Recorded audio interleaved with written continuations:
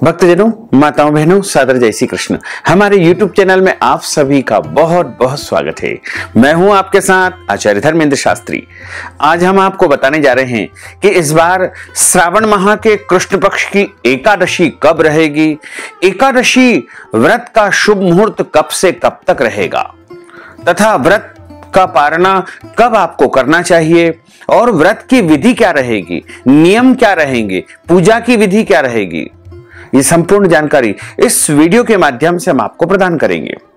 तो आप सभी से अनुरोध है कि इस वीडियो को अंत तक जरूर देखें और देखने के बाद अधिक से अधिक लोगों को शेयर भी करिएगा। शुद्ध प्रथम श्रावण माह कृष्ण पक्ष की जो एकादशी होगी, जिसका नाम है कामिका एकादशी, इसे कामदा एकादशी के नाम से भी जाना जाता है।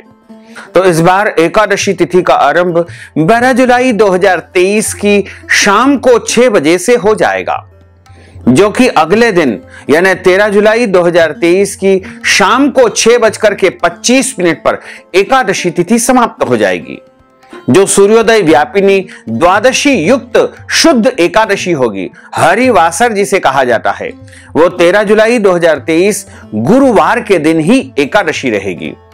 इसलिए इसी दिन सभी भक्तजनों और माताओं बहनों को व्रत रखना चाहिए। कामिका एकादशी व्रत का पारणा 14 जुलाई 2023 शुक्रवार को सुबह 5:58 से लेकर के 7:58 के बीच में आपको कर लेना चाहिए। हमारे धर्म ग्रंथों और पुराणों में एकादशी का जो व्रत है वो सबसे बड़ा व्रत माना जाता है, जिसे व्रतराज भी हम कह सकते हैं। धर्म ग्रंथों और पुराणों में लिखा हुआ है कि विष्णु एकादशी गीता तुलसी विप्र धेनवः असारे दुर्ग संसारे षटपदी मुक्तिदायिनी। अर्थात भगवान श्री हरि विष्णु जी का पूजन करना, एकादशी का व्रत रखना, गीता जी का पाठ करना, तुलसी जी की पूजा करना एवं उनका दर्शन करना तथा ब्राह्मणों की सेवा करना, दान करना, उनको भोजन करवाना, गौ माता की रक्षा एवं सेवा करना, ये 6 कार्य इस कठिन संसार सागर को पार करने हेतु मुक्तिदायक बताए गए हैं।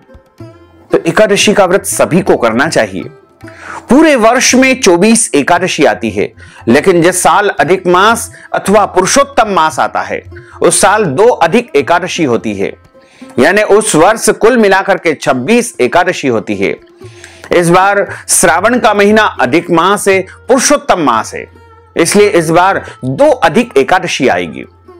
प्रत्येक महीने में 2 बार एकादशी आती है, एक कृष्ण पक्ष में, दूसरी शुक्ल पक्ष में। दोनों ही एकादशियों का भिन्न भिन्न महत्व हमारे धर्म ग्रंथों तथा पुराणों में बताया हुआ है।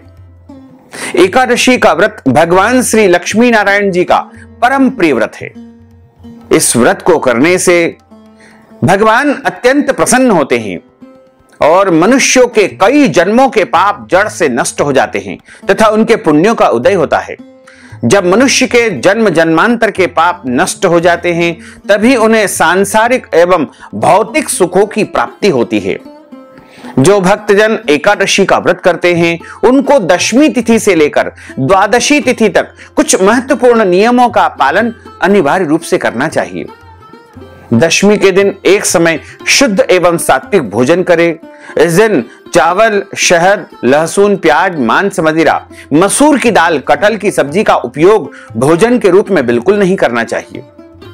दशमी के दिन पराय अन्न अर्थात दूसरे के घर का भोजन नहीं करना चाहिए।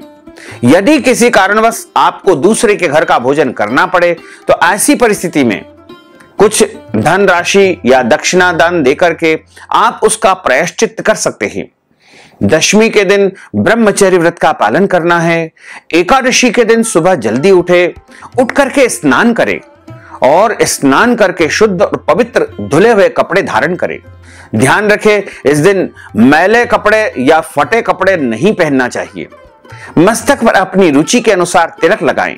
पहले भगवान का नित्य का पूजन अर्चन करें और उसके बाद एकादशी व्रत का संकल्प धारण करें। संकल्प जब हम धारण करते हैं, उस समय हमको अपने देवी देवताओं के स्थान यानी घर का जो मंदिर होता है या देव स्थान पर या पवित्र स्थान पर या पूर्व दिशा की तरफ मुंह करके, उत्तर दिशा की तरफ मुंह करके आप एक आसन पर बैठ जाइएगा। तथा एक थाली में आपको जौ, तिल, रोली, चंदन और शुद्ध घी का दीपक जला करके, जल पात्र सामने रख करके, तुलसी जी का पत्ता, एक सुपारी और कुछ पैसे रख करके और संकल्प धारण करना चाहिए। जब हम संकल्प धारण करते हैं तो हमारे हाथ की मुद्रा इस प्रकार से हमको रखनी चाहिए और हाथ के मध्य भाग में पहले जल रखना है, कुछ पैसा रखना है, सुपारी रखना है और उसमें गंध यानी चंदन आपको रखना है, पीला पुष्प रखना है, तुलसी जी का पत्ता रखना है। अक्षत के स्थान पर जौ अथवा तिल आपको रखना चाहिए।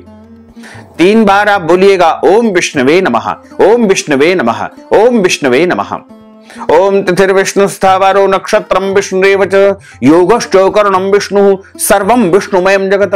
ओम विष्णुर्विष्णुर्विष्णु श्रीमद्भगवतो महापुरुषस्य विष्णोर अज्ञेयः प्रवर्तमानस्य अद्य श्री ब्रह्मणोन्हि द्वितीय परार्धे श्री श्वैतवारः कल्पे वैवस्वत्मन्वन्तरे अष्टाविंशतितमे कलियुगे कलि प्रथम चरणे भूलोके भारतवर्षे भरतखंडे जम्बूद्वीपे आर्यावर्तान्तर्गत ब्रह्मवर्तेक देशे अवंतिकायां विशाला क्षेत्रे मध्य प्रदेशे ही भोपाल मंडलांतर्गते ही भोपाल नामनि नगरे ही संवत् 2080 मासा नाम मासे पुण्य पवित्र मासे ही श्रावण मासे ही शुभे ही कृष्ण पक्षे ही अद्यायः एकादश्यायां पुण्यतिथयोः बृहस्पति वासरान्वितायां कृतिका दिवस नक्षत्रैः वृषभ राशिस्ते श्री चंद्रैः मेष राशिस्ते श्री देवराज गुरोः मिथुन राशिस्ते श्री सूर्यैः शेषेषु ग्रहेषु यथा यथम राशि स्थाने स्थितस्सु एवं ग्रह गुण गण विशेषण विशिष्टायाम शुभ पुण्य तिथौ। आप सभी बोलिएगा मम आत्मनः। अब आप अपने नाम और गोत्र का उच्चारण कर लीजिए। यदि आपको अपना गोत्र याद नहीं है तो अपना जो सरनेम है, उपनाम है, वह आप बोल सकते हैं। उसके बाद आप सभी ध्यान पूर्वक सुनिएगा।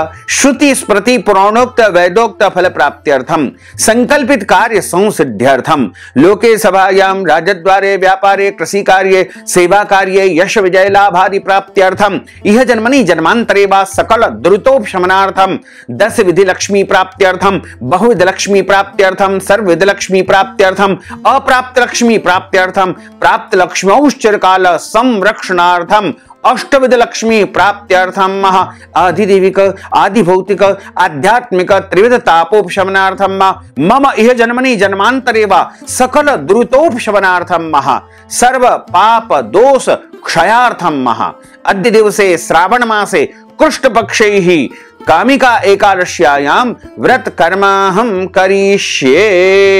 इस प्रकार संकल्प प्रभु को समर्पित करने के बाद हाथ जोड़ करके प्रभु से निवेदन करें, भगवान से प्रार्थना करें कि हे दीन बंधु दीनानाथ, हे कृपानाथ, आज हम श्रावण माह के कृष्ण पक्ष की कामिका एकादशी का व्रत करने जा रहे हैं। आप हमें पूरी शक्ति एवं सामर्थ्य प्रदान करें कि सभी नियमों का पालन करके पूरे विधि विधान के साथ में आज हम कामिका एकादशी व्रत धारण कर सके और आपकी कृपा तथा आपके आशीर्वाद को प्राप्त कर सके। साथ ही हमारे इस एकादशी व्रत में जाने में अनजाने में कोई भी गलती हो जाए, कोई भी त्रुटि हो जाए तो आप अबोध बालक मान करके हमें क्षमा जरूर प्रदान कर देना। इस प्रकार प्रभु से प्रार्थना करें और आपका व्रत आरंभ हो जाएगा। प्रातःकालीन वेला में सबसे पहले पृथ्वी के साक्षात देवता भगवान सूर्य नारायण को जल अर्पित करना चाहिए, यानी सूर्य देवता को अर्घ देना चाहिए और तुलसी माता का पूजन करें। तुलसी माता को जरूर जल दे। कई लोग कहते हैं कि तुलसी माता को जल एकादशी के दिन नहीं देना चाहिए, यह बिल्कुल गलत तरीका है। तुलसी माता साक्षात भगवती पराम्बा लक्ष्मी का स्वरूप मानी गई है, इसलिए तुलसी माता को एकादशी के दिन जल अवश्य देना चाहिए। तुलसी जी के यहां दीपक लगा करके प्रणाम करें, परिक्रमा भी करें और अपने माता पिता गुरुजनों को प्रणाम करें। गौ माता की पूजा करें। गौ माता को आप दाल चावल रोटी खिलाएं, कोई दोष नहीं लगेगा। लेकिन ध्यान रखें, जो भी भक्तजन माताएं बहनें एकादशी का व्रत करते हैं उनको किसी भी परिस्थिति में एकादशी के दिन अन्न नहीं खाना चाहिए। इस दिन केवल और केवल फलाहार करना चाहिए। फलाहार बहुत प्रकार के होते हैं। जैसे आलू से भी आप फलाहारी वस्तु बना सकते हैं। सभी प्रकार के फल का भी आप उपयोग कर सकते हैं। दूध से कई प्रकार की मिठाई आप फलाहार के रूप में बना सकते हैं। साबूदाने का फलाहार आप बना सकते हैं। सिंगाड़े का या कुट्टू के आटे का नमकीन या मीठा फलाहार आप बना सकते हैं। इसके अलावा पंचमेवा, सूखा मेवा का भी आप फलाहार बना सकते हैं। मखाने नमकीन तैयार करके भी आप फलाहार के रूप में उपयोग कर सकते हैं। और जो मखाने होते हैं उनकी खीर भी आप बना सकते हैं। इसके अलावा अन्य कई प्रकार के शुद्ध फलाहार हमारे यहां बताए गए हैं। लेकिन ध्यान रखें, फलाहार का जब हम उपयोग करते हैं तो उसमें हल्दी का और सफेद नमक का उपयोग नहीं करना चाहिए। मूंगफली के तेल का उपयोग करें और शुद्ध और सात्विक तरीके से फलाहार तैयार करें। ध्यान रखें, इस दिन अपने घर में चावल बनाना नहीं चाहिए और चावल खाना भी नहीं चाहिए। यदि एकादशी का व्रत नहीं भी करते हैं तो आपको चावल का इस दिन उपयोग बिल्कुल नहीं करना चाहिए। एकादशी में यहां तक है कि चावल का उपयोग पूजा में भी नहीं किया जाता है।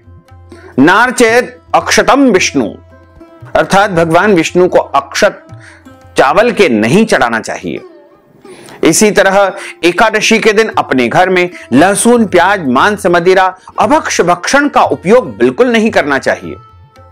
एकादशी के दिन झूठ नहीं बोलना चाहिए। एकादशी के दिन क्रोध न करें, लड़ाई झगड़ा एवं वाद विवाद बिल्कुल न करें। ब्रह्मचर्य व्रत का पालन करें। दिन में सोना नहीं चाहिए और पृथ्वी पर शयन करने का विधान है। इस दिन दाढ़ी कटिंग या शेविंग नहीं करवाना चाहिए। शरीर के अंग के कोई भी बाल काटना अथवा कटवाना वर्जित माना जाता है। चाय, कॉफी, दूध इत्यादि आप पी सकते हैं, लेकिन ध्यान रखें, श्रावण का महीना है, इसलिए इस महीने में दूध का सेवन करना वर्जित माना गया है। दूध से बनी मिठाइयों का आप उपयोग कर सकते हैं। यदि आपके घर परिवार में कोई जन्म अथवा मृत्यु का सूतक यदि लग जाता है तो ऐसी परिस्थिति में आप व्रत जरूर करें। व्रत धारण करना चाहिए, लेकिन इस दौरान पूजा पाठ या भगवान का स्पर्श नहीं करना चाहिए। इस दौरान मंदिर नहीं जाना चाहिए। और यदि आपके घर में माताएं बहनें मासिक धर्म अथवा पीरियड अवस्था में रहती है तो उनको भी एकादशी का व्रत जरूर करना चाहिए, लेकिन भगवान का स्पर्श करना या उनका पूजन करना इस दौरान वर्जित माना जाता है। एकादशी का व्रत किसी भी परिस्थिति में आपको भंग नहीं करना चाहिए।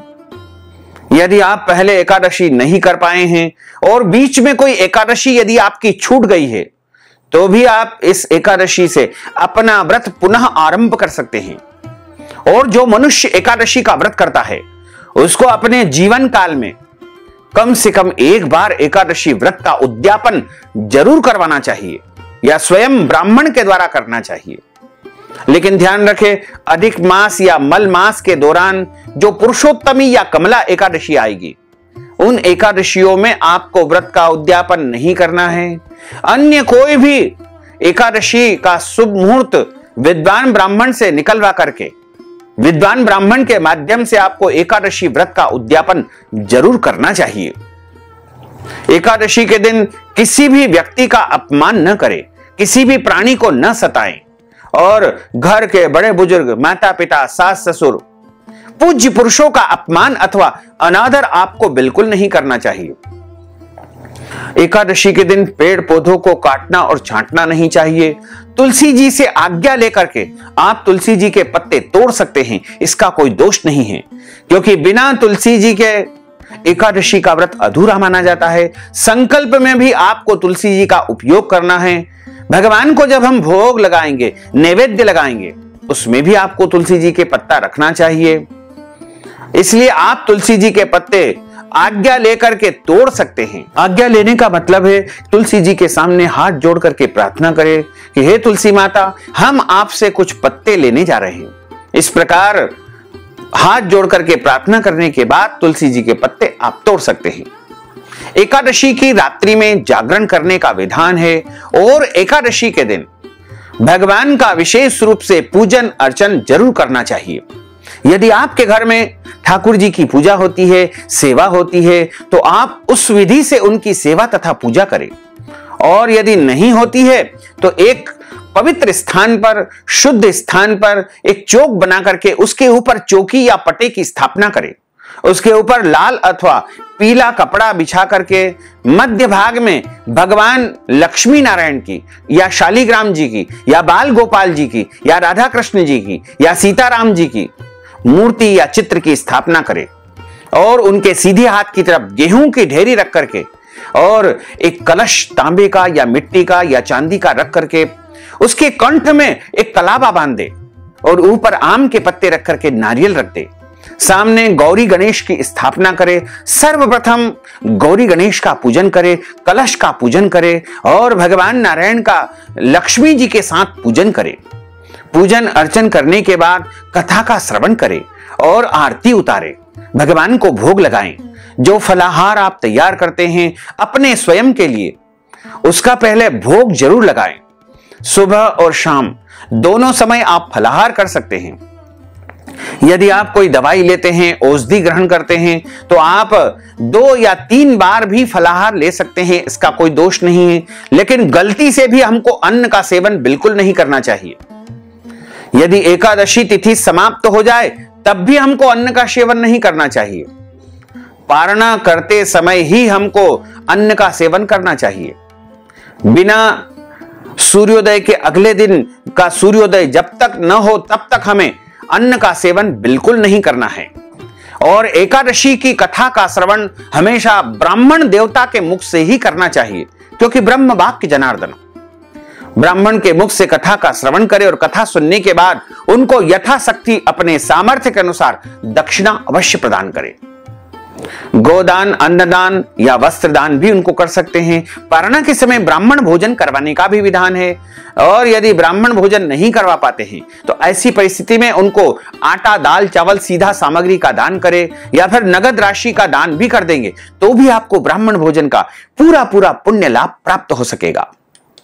और एकादशी का जो पारणा किया जाता है वो किसी भी परिस्थिति में एकादशी के अगले दिन ही आपको करना चाहिए। इस बार कामिका एकादशी का व्रत 13 जुलाई 2023 गुरुवार को है और व्रत खोलने का समय यानी पारणा करने का समय 14 जुलाई 2023 शुक्रवार को सुबह 5:58 से लेकर के 7:58 तक रहेगा। इस दौरान आप व्रत खोल सकते हैं या व्रत का पारणा कर सकते हैं। व्रत का पारणा करते समय शुद्ध और पवित्र अवस्था में भगवान के सामने बैठ करके हाथ में जल लेकर के और मानसिक रूप से संकल्प करके आपको व्रत का पारणा करना चाहिए। यदि कोई और व्रत आपको अगले दिन करना है तो फल या फलाहारी वस्तु से आप व्रत का पारणा कर सकते हैं। उस दिन आपको लहसुन, प्याज, मांस, मदिरा, अभक्ष भक्षण का उपयोग अपने घर में नहीं करना चाहिए। चावल का उपयोग पारणा करते समय जरूर करना चाहिए। तो इस विधि से यदि आप एकादशी का व्रत करेंगे तो आपको एकादशी व्रत का पूरा पुण्य लाभ प्राप्त हो सकेगा। तो भक्तजनों, माताओं, बहनों, हमने जो ज्ञानवर्धक जानकारी आपको प्रदान की है उसको आप अधिक से अधिक लोगों को शेयर करिएगा, लाइक करिएगा, कमेंट करिएगा। और यदि अभी तक आपने सब्सक्राइब नहीं किया है तो अभी और इसी समय सब्सक्राइब अवश्य कर लीजिए। आपको और आपके पूरे परिवार को सादर जय श्री कृष्ण, सादर धन्यवाद।